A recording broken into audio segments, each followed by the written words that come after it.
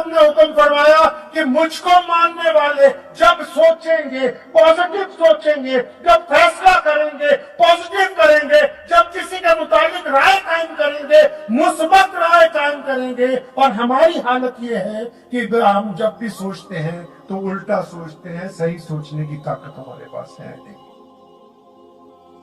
अभी मुझसे एक साहब मिले, उन्होंने सबसे ज्यादा मुझे मिलके उन्हीं से खुशी हुई।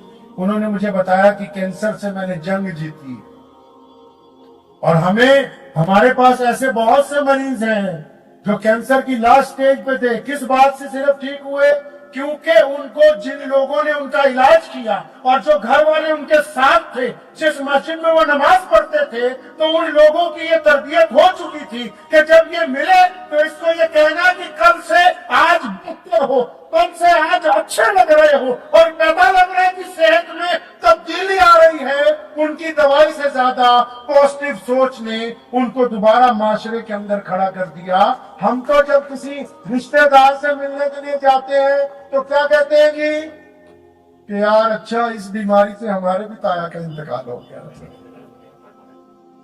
हम उल्टा नेगेटिव, जब हम अपने भाई के मुतालिक नेगेटिव सोचते, अपने गैर मुस्लिम दोस्त के मुतालिक नेगेटिव सोचते, अपने पड़ोसी के मुतालिक नेगेटिव, बीवी के मुतालिक नेगेटिव, बीवी शौहर के मुतालिक नेगेटिव, बाप बच्चों के मुतालिक नेगेटिव। और प्यारे नबी अलैहिस्सलाम ने जो इतना बेहतरीन हमको दीन अता फरमाया, इस दीन का मकसद क्या है? हम मुसलमान बने क्यों हैं? कुरान नाज़िल क्यों किया गया? नबी अलैहिस्सलाम पर सर पर खत्म नबुव्वत का ताज सजाकर कायनात के अंदर तशरीफ लाए हैं। वजह मबूसियत क्या है? अगर पूछ ली जाए तो बहुत अच्छे अच्छे लोग शायद जवाब नहीं दे सके।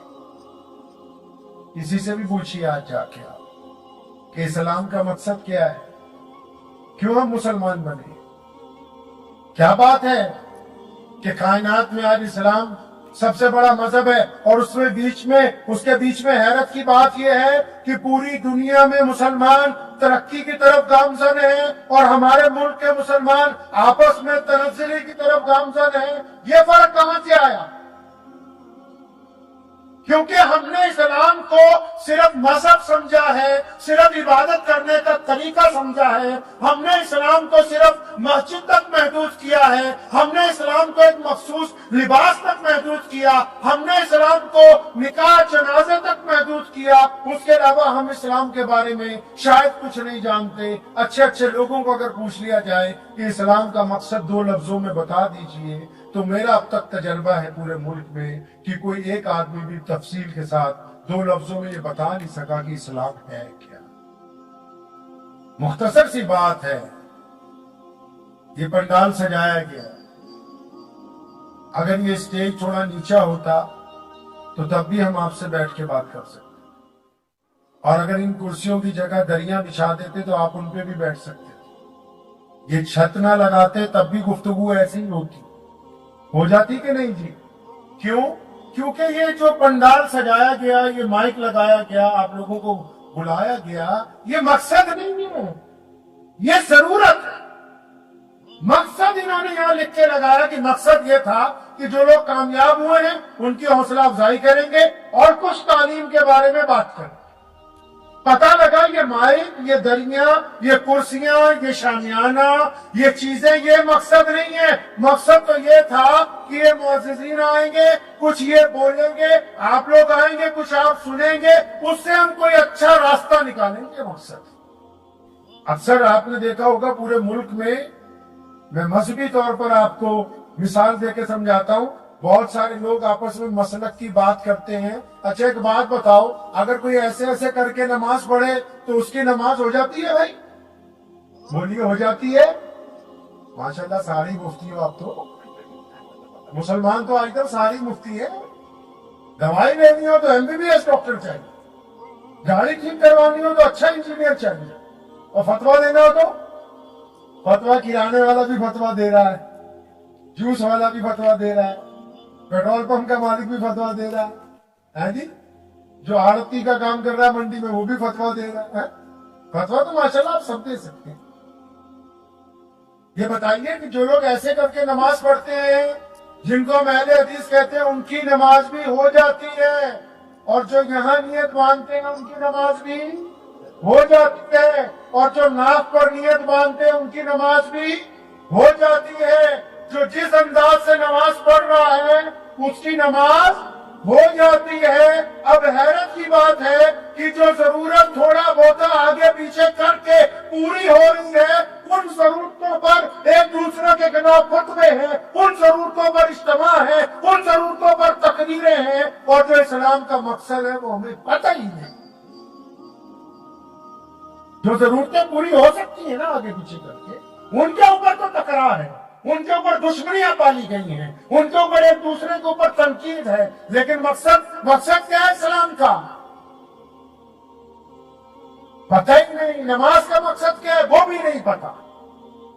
آئے پیارے نبی حضرت محمد رسول اللہ صلی اللہ علیہ وسلم کے پاس چلتے ہیں، یا رسول اللہ اسلام قبول کر لیا ہے، بتائیے کیا کرنا ہے؟ کون ہے ہماری ماں امی خدیجہ الکبریٰ رضی اللہ تعالیٰ؟ کون ہے مسلمانوں کے سب سے بڑا مسلمان امیر المومنین سیدنا ابو بکر صدیق رضی اللہ تعالیٰ عنہ؟ کون ہے پوچھنے والا؟ غلاموں میں سب سے پہلے مسلمان ہونے والے سیدنا بلال رضی اللہ تعالیٰ عنہ؟ کون ہے پوچھنے والا؟ وہ جس نے سارے خاندان کی موجودگی میں، جب پورا خاندان دشمنی پر اترا، جب سارے خاندان نے کہا دعوت کھانے کے بعد کہ ہم آپ کے ساتھ نہیں چلیں گے، تو پیچھے سے ایک بچہ اٹھا، 13-14 سال عمر ہے، دونوں ہاتھ اوپر اٹھائے، پیروں کو پنجوں کے بل اٹھایا اور زور سے کہا تھا یا رسول اللہ ہو یا نہ ہو، یمنی و مرتضی نے خدا کا شیر آپ کے ساتھ ہے۔ کس نے یہ سوال کیا کہ یا رسول اللہ آپ کو مان لیا ہے، آپ کے رب کو مان لیا ہے، کرنا کیا ہے؟ اور ابھی اس وقت تو نماز فرض نہیں ہوئی تھی، اس وقت تک روزہ فرض نہیں ہوا، ابھی زکوٰۃ نہیں آئی، ابھی پورے اسلامی احکامات نہیں آئے، ابھی معراج کی رات نہیں آئی۔ انہوں نے پوچھ لیا چاروں نے، یا رسول اللہ آپ کے اسلام قبول کر لیا، آپ کو نبی مانا، خاتم النبیین مانا، آپ کے رب کو رب مانا، یا رسول اللہ کرنا کیا ہے؟ قریب رسول نے مقصد اسلام بیان کیا، فرمایا ابو بکر جس بندے نے میری بات مان کر کلمہ لا الہ الا اللہ محمد رسول اللہ پڑھ لیا، اب اس پر لازم ہے کہ وہ دنیا کے تمام انسانوں کو برابری کا درجہ دے گا۔ یہ اسلام کا وہ مقصد ہے جس کی وجہ سے آج ہم کلمہ پڑھنے والے، یہ وہ مقصد ہے اسلام کا جس نے کہا۔ پھر علامہ اقبال نے اس کا ترجمہ کیا، فرمانے لگے آگے آئیں لڑائی میں اگر وقت نماز قبلہ رو ہو کے زمین بوس ہوئی، قوم حجاز ایک ہی صف میں کھڑے ہو گئے، محمود و ایاز نہ کوئی بندہ رہا نہ کوئی بندہ نواز، اور بندہ صاحب و محتاج ہو کے نہیں ایک ہوئے، تیرے دربار میں پہنچے تو سبھی ایک ہوئے۔ مجھے امید ہے کہ آپ کو یہ ویڈیو پسند آئی ہوگی۔ اگر پسند آئی ہو تو یہ آپ اپنے دوستوں کے ساتھ شیئر کریں اور اس چینل کو سبسکرائب ضرور کریں۔